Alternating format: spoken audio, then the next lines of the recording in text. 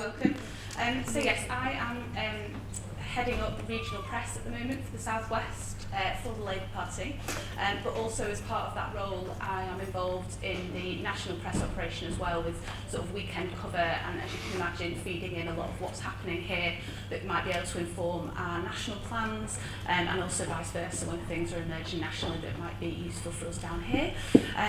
So I won't go over my biography too much. I think there's a bit of information there, isn't there? So what I wanted to do was just talk you through some of the considerations that I make and sort of the steps that I take when events emerge or situations occur that annoyingly don't align nicely with my meticulously planned grid of how the news agenda I think should run that week.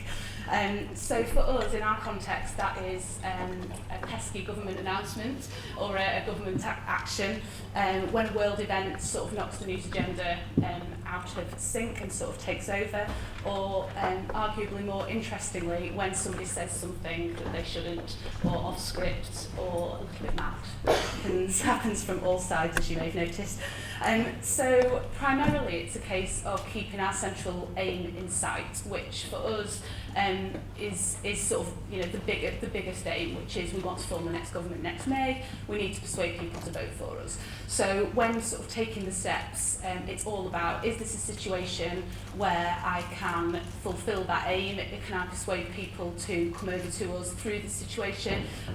If not, how can I make the best of it to make sure that we don't end up sort of slipping the other way? So we have various tools to hand, as I'm sure you do in your comm strategies, sort of all the planning that goes into various things that we want to say, the sort of background knowledge, and things like our sometimes obsessive consistency of language. So beautiful phrases such as the cost of living crisis, or the real gem that was One Nation Labour.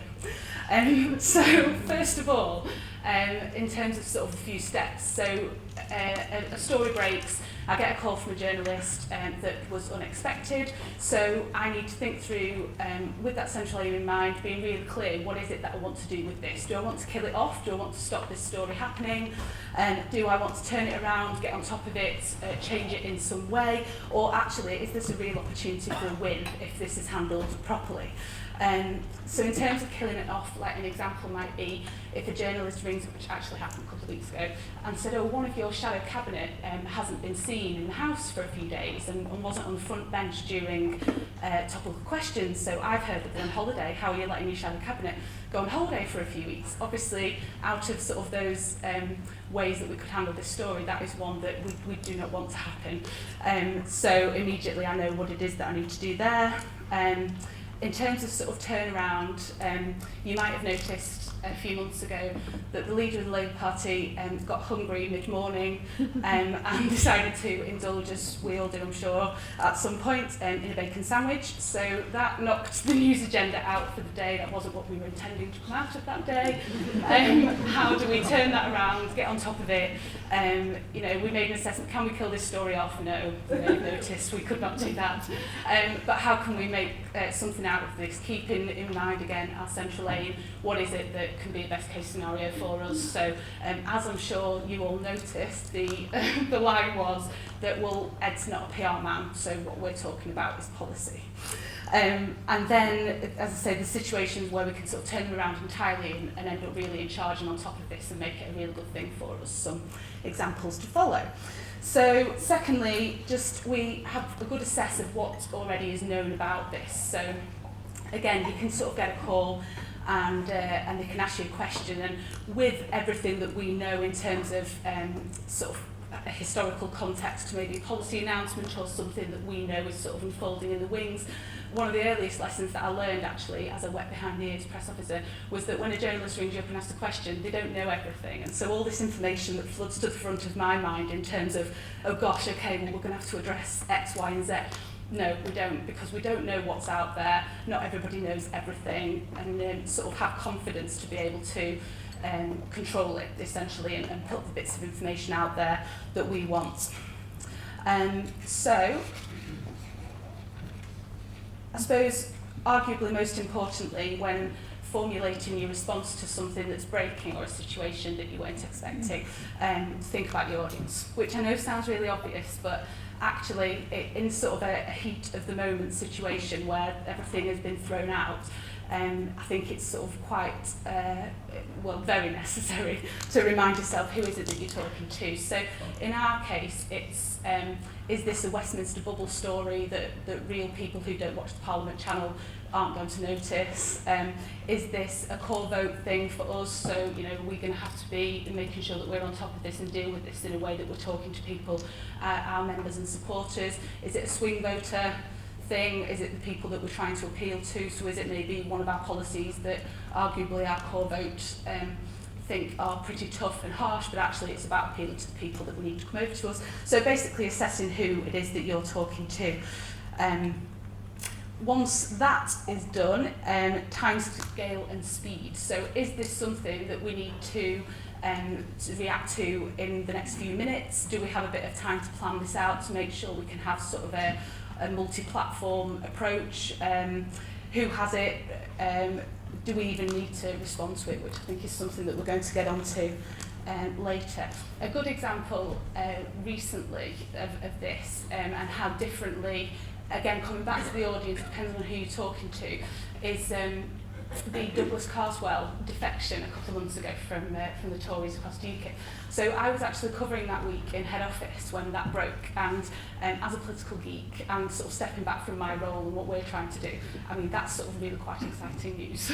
So that occurred. So working on the national desk and sort of thinking about all of these things, who is it that we're talking to? Do we need to be involved in this? Is this something that we're going to turn into a win for us? No, it's not something that we're going to turn into a win for us. In terms of who we're talking to, do our core vote and arguably swing voters care about the fact that this has happened? Maybe a few. Is this something that we need to be involved in? So nationally, we did issue a response, but in terms of the timescale, there was no need for speed on that one because it was a case of letting them fight it out, and you know we'll have our sort of quite sort of temperate response later on. But comparably, I was still running the regional stuff, and in the region, one of our seats that is one of our key seats is a Tory MP who has made quite a lot of remarks about the possibility of the Tories and UKIP joining together, and that actually a pact might be a good idea.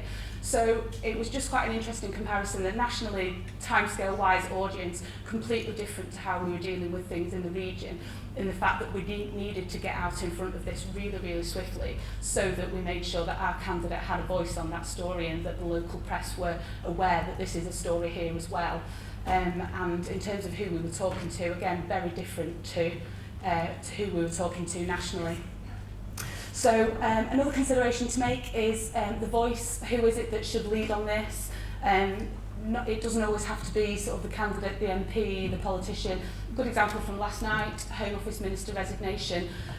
We said something from one of our Home Office team. It isn't the Shadow Home Secretary that says it, it's just about being aware of who it is that you are putting out, and could it even be a third voice as well, which we use quite a lot particularly in the regional work as well. So if a community centre's closing, it's a lot more powerful to have somebody from that community comment on it rather than the candidate. And then finally to think about the channel outlet platform. How is it that we're going to get that out? So again, an example from us is that back to the Home Office Minister resignation last night, BBC News Channel will have asked the national desk today if they can get shadow voice on that. It's not something that we need to be a part of. And so it's just about, again, just assessing where the value is really for us, and not always feeling that we have to sort of take all those opportunities, if that makes sense. So I will conclude with a sort of fun example from a few weeks ago, which I can sort of talk through all my thoughts on, and sort of just to highlight the considerations that we make. Which was, I was on national duty and I got a call from a journalist at The Sun who said that a Tory MP in the South East had taken issue with our One Nation flag design, and that he thought that because the flags weren't represented properly, then actually it was really disrespectful to the nations and regions, and did we have anything to say? So In terms of considerations to take, was I going to kill this story off? No, it was happening, he was going to run it, we were going to need to make a comment. So I asked a few questions and sort of found out what it is exactly that he knew, what already was out there. And actually that was quite useful because it turned out he didn't know that the One Nation flag had been used, as I'm sure you all know, for at least 3 years now. And so this MP hadn't noticed it for 3 years. So that sort of made a bit of an impact on how it was written up. Back to assessing the audience, who reads it, who am I talking to, are our swing voters looking at this, are they going to make a decision on whether they're going to vote for the Labour Party based on our response to whether somebody's taken issue with one of our logos. I concluded it was more sort of Westminster bubbly type stuff. And then who should this come from? So the journalist had asked whether we could get a response from the General Secretary of the Labour Party. The decision was taken that no, we weren't going to dignify that with a response from the General Secretary. So it was a spokesperson quote.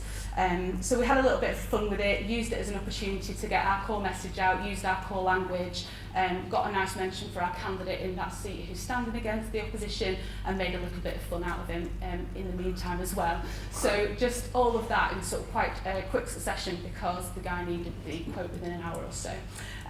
But it's just a little example of the steps that we take in our world to get on top of things really when situations, breaking events happen beyond our control.